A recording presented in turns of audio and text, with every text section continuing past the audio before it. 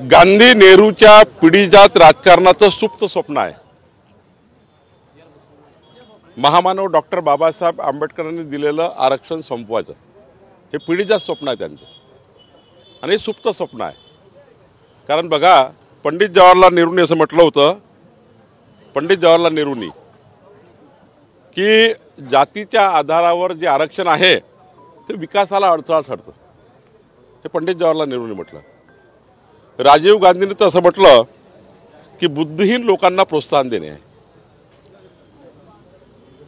आणि प्रोत्साहन देणार नाही, म्हणजे आरक्षण जे घेतात त्यांना बुद्धिहीन म्हणतात। हे विचार राजीव गांधीचे होते।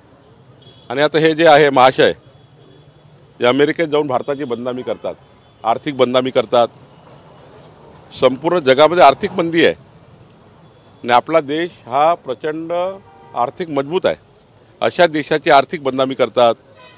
आणि आरक्षणावर त्यांच्या मनात जे ते बोलून दाखवलं, त्यांच्या मनात आहे, त्यांचं सुप्त स्वप्न आहे की आरक्षण संपवायचं। एकीकडे माननीय प्रधानमंत्री नरेंद्र मोदी महामानव डॉक्टर बाबासाहेब आंबेडकरांचं संविधान हातात घेऊन नतमस्तक होऊन भारताला विकसित भारत, जगातला सर्वोत्तम भारत करण्याकरता काम करत आहे। आणि हे आता अमेरिकेत जाऊन महाशय भारताला कमजोर करताय, आरक्षणाला कमजोर करताय। मी तर असं म्हणेल की या महाराष्ट्रात देशामध्ये राहुल गांधीच्या सभावर आरक्षण ज्या समाजाला आहे त्यांनी बहिष्कार टाकला पाहिजे। काँग्रेस पार्टीच्या नेत्यांनीही, मी तर विचार करत होतो की मल्लिकार्जुन खळगे हे खूप गोष्टी करतात आरक्षणावर, तर मल्लिकार्जुन खळगे यांनी राजीनामा का दिला नाही? मी राजीनामा मागतो अकोल्यातून। मल्लिकार्जुन खळगेंनी राजीनामा द्यावा। त्यांच्या पक्षाच्या नेत्यांनी आरक्षण रद्द करणार आहोत, काय म्हणणं आहे मल्लिकार्जुन खळगे तुमचं?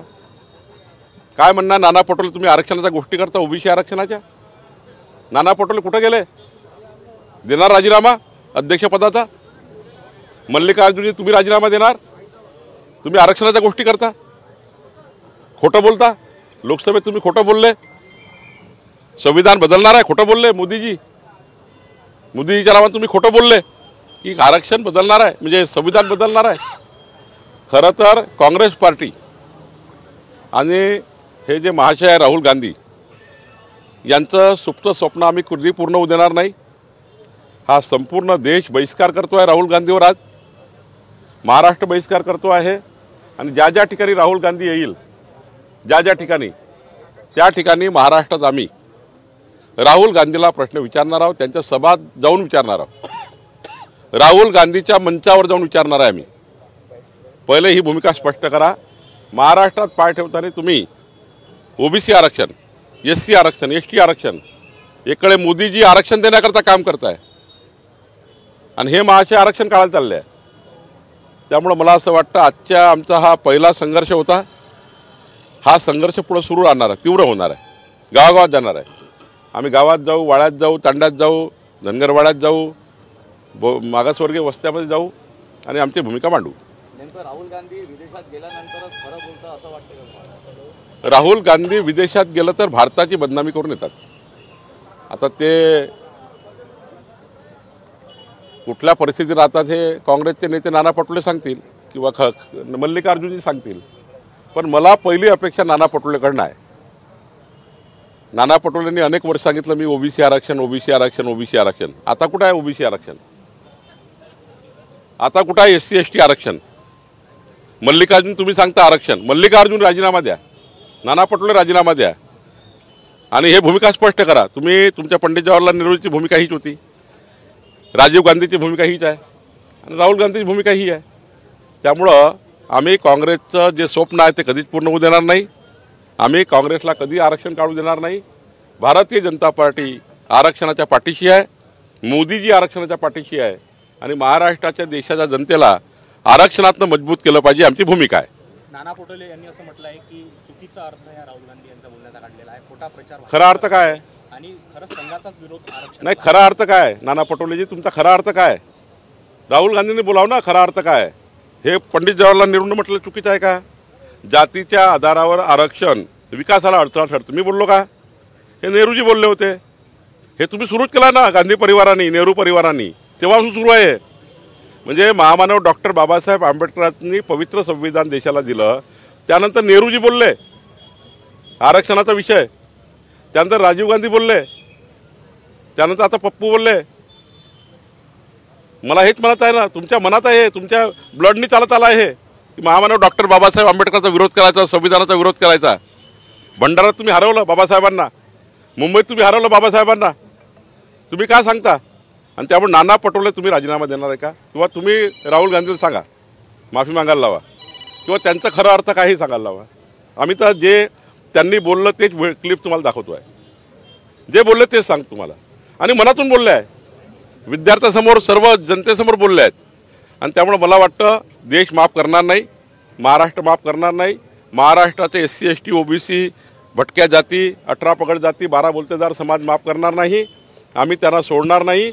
आणि राहुल गांधीच्या ज्या सभा होतील महाराष्ट्रात त्या ठिकाणी आम्ही मंचावर जाऊन त्यांना विचारू. पोटात जे असते ते ओठावर येते असं आपण म्हटलं राहुल गांधीचं. तर भाजप काय अशी व्यवस्था करणार आहे का त्यांची दर महिन्याला विदेश दौऱ्यासाठी, जेणेकरून ते जातील तर फरक होईल? हे आता ही व्यवस्था राहुल गांधींना विदेशात गेल्यावर काय करावं आणि कसं जावं याचं व्यवस्था नाना पटोले आणि मल्लिकार्जुन खरगे करतील. मी कसं करणार आहे? स्वतःचे वडील सोडून त्यांनी नवीन वडील शोधला. भाग्यश्री आत्राम शरद पवार गटातील प्रवेशावर यात्रा म्हणाले. कुणाला? जे याला गेले ना, पवार गटामध्ये गेला ना भाग्यश्री आत्राम. नाही, मला बाईच्याबद्दल फार माहिती नाही आहे. आणि या ठिकाणी काय, या ठिकाणी जे आहे पवित्र स्थळावर काही पॉलिटिकल, हे फक्त आरक्षणाबद्दल होतं म्हणून बोललो. दुसरीकडे आता की या विधानसभेच्या याच्यावर जे आहेत पार्थ पवार ॲक्शन मोडवर आले आहेत, त्यांनी आता पार्थ पवार बारामती दरबार चादर चढवली आहे.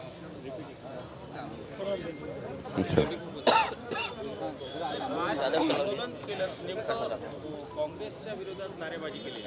संपूर्ण महाराष्ट्रामध्ये आज आंदोलन सुरू झालं आहे. आणि जोपर्यंत राहुल गांधी त्यांच्या मनातलं खरं सांगत नाही, आता त्यांनी मनातलं सांगितलंच आहे, पण राहुल गांधी यांनी ज्या पद्धतीने वक्तव्य केलं त्यांच्या पोटातलं ओठावर आलं. खरं तर नेहरू गांधी परिवाराची ही पहिल्यापासून सुप्त स्वप्न आहे की देशातलं आरक्षण संपवलं पाहिजे. पंडित जवाहरलाल नेहरूजींनी म्हटलं होतं की जातीच्या आधारित आरक्षण हे विकासाचा अडथळा आहे. हे पंडित जवाहरलाल नेहरूंनी म्हटलं. मग राहुल गांधींनी म्हटलं की जातीच्या आधारावर आरक्षण देणे म्हणजे बुद्धिहीन लोकांना मदत करणे, म्हणजे ज्यांना बुद्धी नसते त्यांना आरक्षण पाहिजे, सामाजिक समता नाही पाहिजे. आणि आता तर राहुल गांधी तेच रिपीट केलं, त्यांच्या पोटातलं ओटात आला आहे. मला प्रश्न आहे की नाना पटोले ज्या OBCच्या गोष्टी करतात, आता OBC आरक्षण संपणार काँग्रेस, SC ST आरक्षण संपवणार काँग्रेस. आता नाना पटोलेंनी सांगावं तुम्ही राजीनामा देणार आहे का? तिकडे मल्लिकार्जुन खरगे गोष्टी करतात आरक्षणाच्या, मागासवर्गीयाचं आरक्षण राहिलं पाहिजे, त्यांनी काय करणार आहे? ते राजीनामा देणार आहे का? आणि आम्ही तर ठरवलं आहे भाजपाने की राहुल गांधींनी पाय ठेवला महाराष्ट्रात, त्यांच्या सभेमध्ये जाऊन आम्ही विचारणार आहे की आरक्षण विरोधी भूमिका तुमची जी आहे ती जोपर्यंत क्लिअर होत नाही तोपर्यंत महाराष्ट्रात पाय ठेवायचा नाही. आम्ही महाराष्ट्राच्या मागासवर्गीय समाजात जाणार, शेड्यूल ट्राईब समाजात जाणार, OBC समाजात जाणार आणि त्याला सांगणार की राहुल गांधींनी काय भूमिका घेतली आहे, काय त्यांचा अजेंडा आहे. त्यांच्या पोटात आहे की आरक्षण बदलवायचं, आरक्षण बंद पाडायचं. तर आम्ही याला महाराष्ट्रात सोडणार नाही. आंदोलन अजून तीव्र होत जाईल. आज सुरुवात झाली आहे आणि हे आंदोलन पेटत राहील. खोटं बोलले मोदीजींच्या नावाने खोटं बोलून मतं घेतले, सांगितलं की मोदीजी संविधान बदलणार आहे, खोटं बोलले लोकांशी, खोटं बोलून मतं घेतले मागासवर्गीय समाजाचे. आणि आता तुम्ही आपली भूमिका मांडली की आरक्षण नको आहे. मागासवर्गीय जनता सोडणार नाही, आम्ही राहुल गांधीला सोडणार नाही. तुम्ही नाना पटोलेंच्या राजीनाम्याची मागणी करणार? 100% राजीनामा दिला पाहिजे. कारण नाना पटोले सांगतात OBCचं आरक्षण टिकलं पाहिजे. नाना पटोलेचं राजकारण जे आहे ना ते मतदारसंघामध्ये OBC करतात, मतदारसंघात नाना पटोले OBC करतात आणि महाराष्ट्रात OBCच्या नावानं गोष्टी करतात. तिथे अध्यक्ष बनल्यावर ठराव घेतला OBCचा, आम्ही सर्वांनी समर्थन केलं ठरावाला. आणि नाना पटोले आता तुम्ही राजीनामा देणार आहे का? राहुल गांधी तोंडावर फेकणार आहे का राजीनामा? मल्लिकार्जुन खरगे राजीनामा फेकणार आहे का? तुम्ही मागासवर्गीयाच्या गोष्टी करता, बसलाय तुम्ही दिल्लीमध्ये. आणि त्यामुळं हे वक्तव्य एक समाजविरोधी आहे, देशविरोधी आहे. या वक्तव्याने सामाजिक समता त्या ठिकाणी बिघडणार आहे आणि या वक्तव्याने एक उद्रेक तयार होणार आहे महाराष्ट्रामध्ये. पक्षातील ओबीसी चेहरा म्हणून मुख्यमंत्र्याचा ओबीसी चेहरा म्हणून तुमचं नाव पक्षात सुरू असल्याचं चर्चा आहे. तुम्हाला मुख्यमंत्री बनायला आवडेल का? एक मी तुम्हाला सांगतो, या महाराष्ट्रात महायुतीमध्ये कोण मुख्यमंत्री होईल याकरता कुणाची चळाओढ नाही. महाराष्ट्राचे भाजपाचे नेते देवेंद्र फडणवीसजी आहेत. आमच्या मनात कुणाच्याही मनात मुख्यमंत्री होण्याचा नाही आहे. आमच्या मनात एकच आहे, केंद्रात मोदीजी 2029पर्यंत प्रधानमंत्री आहे. दिल्लीचं सरकार, महाराष्ट्राचं महायुतीचं सरकार, हे दोन्ही सरकारं महाराष्ट्राला, विदर्भाला, अकोल्याला नाही मिळून देऊ शकतं. एक सरकार दिल्लीमध्ये आमचं आहे. इथं जर चुकीचं सरकार आलं, इथं जर हे उद्धव ठाकरे आणि बाकी आले, हे योजना बंद पाडतील, केंद्रातले सर्व अनुदान बंद पाडतील, केंद्राच्या योजनेचा विकास बंद पाडतील, मुख्यमंत्री माझी लाडली बहिणा योजना बंद पाडेल, मुलीच्या शिक्षणाचा मोफत योजना बंद पाडेल, शेतकऱ्याचं वीज बिलाची योजना जी आम्ही दिली आहे माफीची ती बंद पाडेल. त्यामुळं याकरता आम्हाला दोन सरकार पाहिजे, डबल इंजिन सरकार पाहिजे. आणि मला विश्वास आहे विदर्भातले, अकोल्यातले लोक, जनता हे डबल इंजिन सरकारच आणेल, डबल इंजिन सरकार आणेल. विदर्भातील डबल इंजिन सरकारचं मतदान होईल. आणि त्यामुळं आमचं स्पष्ट आहे, देशातलं सरकार, महाराष्ट्राचं सरकार मिळून पुढचे 5 वर्ष 29पर्यंत या महाराष्ट्राला क्रमांक 1वर नेण्याचा आमचा संकल्प आहे. मुख्यमंत्री बनणं कुणाचाही विचार नाही. आणि तसंही भाजपाचे नेते देवेंद्र फडणवीसजी आहेत. काँग्रेसचे आमदार आपल्या पक्षाच्या वाटेवर आहेत. कोण? गडकरीची भेट घेतली त्यांनी. नाही, गडकरी साहेबांची भेट विकास कामा वगैरे करता घेतली असेल, पण हंबर्डेजीचा मला काही फोन नाही. हंबर्डेजीला बदनाम करण्यात काही मतलब नाही. हंबर्डेजी यांनी, आमदार हंबर्डेजी यांनी मला वाटतं गडकरी साहेबांकडे जे गेले असतील ते विकासाकरता गेले असतील. सर, डबल इंजिनचं सरकार म्हणतात, पार्ट्या तर 3 आहेत, डबल इंजिन कसं? डबल इंजिन म्हणजे महाराष्ट्राचं एक सरकार, महायुती सरकार, आणि केंद्रातलं एनडीए सरकार. एनडीए सरकारला आपण वेगवेगळं म्हणतो का? 10 पक्ष आहे. तर एनडीए सरकार आणि महाराष्ट्राचं सरकार हे दोन्ही सरकार आहेत. हे आपण 3 पक्ष इथे आहोत हे वेगळं आहे. हे 3 नेते आहेत, पण सरकार 2 आहेत. एक सरकार दिल्ली, एक सरकार महाराष्ट्र. तिसरं सरकार नसतं कधी. आणि त्यामुळं डबल इंजिन सरकार, एक इंजिन दिल्लीचं, एक इंजिन महाराष्ट्राचं.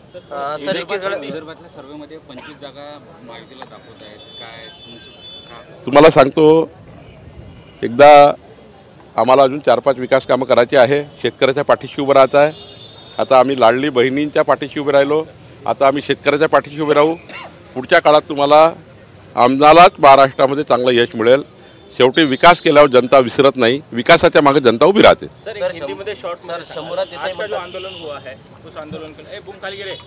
देखिए, गांधी नेहरू परिवार की जो भूमिका है, ये हमेशा उनके जो मन में है, गांधी नेहरू परिवार के, इस देश में आरक्षण खत्म होना चाहिए, इसके लिए वो काम करते हैं. देखिए, जब बाबा साहेब आम्बेडकर जी ने आरक्षण लाया, संविधान बनाया, उसके बाद पहला स्टेटमेंट अगर देश में किसने किया तो वो है पंडित जवाहरलाल नेहरू. पंडित जवाहरलाल नेहरू ने कहा कि जात पे आधार पे जो आरक्षण मिलता है वो डेवलपमेंट के लिए आड़ा आता है, विकास के लिए आड़ा आता है. जात के आधार का आरक्षण, ये देखो कितनी बाबा साहेब आम्बेडकर के खिलाफ भूमिका ली थी. उसके बाद अगर राजीव गांधी का आपने स्टेटमेंट देखा होगा तो आरक्षण जो मिलता है वो बुद्धिहीन लोगों को आगे लेके जाने के लिए मिलता है, और जिनको बुद्धि नहीं उनको आरक्षण मिलता है, इसलिए आरक्षण बंद करना चाहिए, ऐसा राजीव गांधी ने कहा था. हमारे नेता ने, किसी ने, राजीव गांधी ने कहा. उसके बाद अगर राहुल गांधी के मन में जो है अभी दिखा, उनने कहा कि अभी आरक्षण खत्म करेंगे, हमको आरक्षण मान्य नहीं है. तो हमने अभी निर्णय लिया पूरे महाराष्ट्र में राहुल गांधी को नहीं आने देंगे. अगर आते हैं तो उनके मंच पे जाएंगे और मंच पे पूछेंगे कि आरक्षण के बारे में आपका करना क्या है, आपका कहना क्या है. ओबीसी आरक्षण के लिए नाना पटोले चिल्लाते हैं. नाना पटोले ओबीसी के बड़ा दिखाते कि मैं ओबीसी का लीडर हूँ. अब उसने राजीनामा देना चाहिए. मल्लिकार्जुन खड़गे बोलते हैं कि मैं आरक्षण के फेवर में हूँ, अब राजीनामा देना चाहिए. अब कांग्रेस नेता कहाँ घूम रहे, कहाँ गए, ये देखना चाहिए. हमने तो निर्णय लिया है कि हम घर घर जाएंगे, समाज में जाएंगे, सारे बस्तियों में जाएंगे, और ये जो राहुल गांधी का जो मन में है आरक्षण बंद करना, इसका विरोध करेंगे. जनता के सामने इनको पोल खोल करेंगे और महाराष्ट्र में सारे समाजों में जो आरक्षण लेते हैं वो सारे समाजों में जाएंगे और राहुल गांधी का निषेध करना चाहिए. वो अगर आते हैं महाराष्ट्र में, कोई भी समाज जो आरक्षण लेता है वो सारे समाजों ने राहुल गांधी की सभा में नहीं जाना चाहिए, उनके ऊपर बहिष्कार करना चाहिए। ऐसी भूमिका हमारी रहने वाली है। संभाजीनगरमध्ये लाडकी बहिणीसाठी 12 जणांनी महिलेचा फोटो वापरून अर्ज केलाय। ते मला वाटतं काही असे मिच्छूक लोक सर आता शंभूराज देसाई एकीकडे म्हणतात की आता की मुख्यमंत्री लाडकी योजना जी बहिणीची आहे की मुख्यमंत्र्यांनी आणली असं शंभूराज देसाई म्हणतात। अरे बाबा, ती मुख्यमंत्री माझी लाडली बहिणा नावच आहे, त्याच्यामुळे काही वेगळं स्पष्टीकरणाची गरज नाही।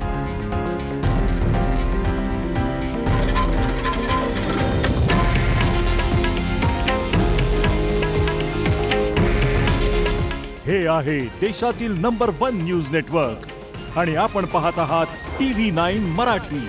काळजी तुमची, हित महाराष्ट्राचं।